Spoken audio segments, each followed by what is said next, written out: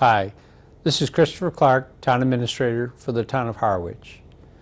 I wanted to dedicate a little bit of time today to having a discussion in regards to, or talk in regards to town meeting. We just recently had town meeting in May of 2019, and at that town meeting, democracy works and it sometimes gets a little messy and a little ugly. And I think one thing that really kind of struck me with this town meeting is that some folks came in and they were concerned about an issue on the pet burial ground. And I think the way democracy works is you have an issue that's validly before the floor, and folks show up when you have an open town meeting to have that discussion. And the system worked that way, and there was a discussion in regards to the pet burial ground. I think the point that I was a little bit concerned with as the administrator in the community is that we had presented a budget that provides services for everyone in the community. And the mood of the town meeting kind of said, well, we want to send a message that you're spending too much money. And I understand that. To be perfectly honest, I understand that very, very well. But I think that, and I want to make sure people understand what you're spending money on.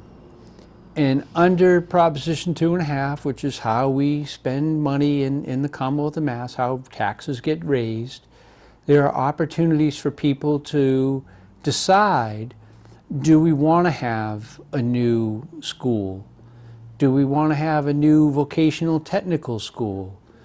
Do we want to address the issue of the harbors, in which, quite honestly, on the harbors, we were averaging at least one person a summer that would fall into the harbor itself because the dock system was so bad.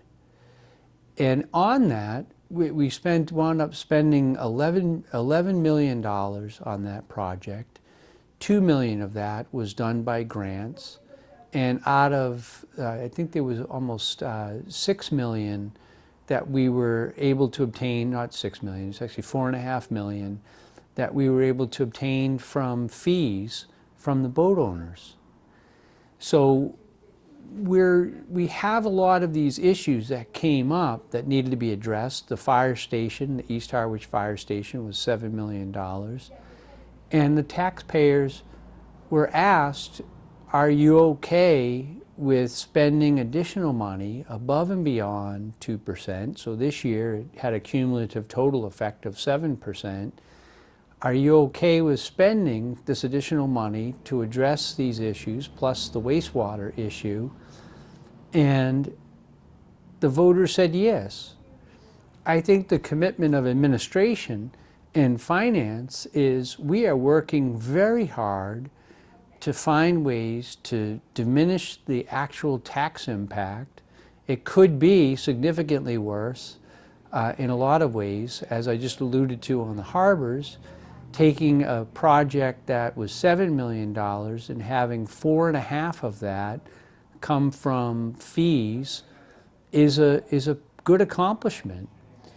The other one on the sewer project, because we did a regional effort, the $20 million that we're borrowing, I think maybe it's $25 million we're borrowing on that project, is going to be at 0% interest. The interest savings on that alone are close to $20 million. So if we borrow $20 million and then have to pay it back over 30 years, and it's an additional $20 million, we don't have to pay it back at that 2% interest. We could pay it at 0 because we partnered up with Chatham. So administration and finance, we are looking at those innovative ideas. The reason why we got the 0% loan was because we did a regional agreement with Chatham. That gave us 50 points on a scale to be able to get that, so it was being done at a lesser amount. So all the dollars that get raised are directly related to services that we provide. So we are a labor-intensive business with fire, police, Department of Public Works, recreation, building. We have 22 different divisions, the library, that all provide services. We have to pay the debt service first. That's just the nature of business. So doing these building projects have to be paid for. If we're going to try to diminish the impact of that debt by diminishing the amount of money we need for services, then it means that there has to be a deliberate process for what are those services and what are the services people are willing to have at a diminished level. So I don't think that we have to necessarily do away with things in total, but would people accept that if we diminish the services, what the impacts of those will be? And in my experience, I think people like the services they get from government, and they like the levels of service that they get from government. In fact, just thinking about it, 2 years ago, we had a request to expand the community center to be open on Sundays. That cost alone, if memory serves, was about $30,000 of additional costs. So if the community wants to save $30,000, do we diminish the hours? Well, the community said we want those hours. So there's a direct correlation between the taxes that are raised and the services that are provided.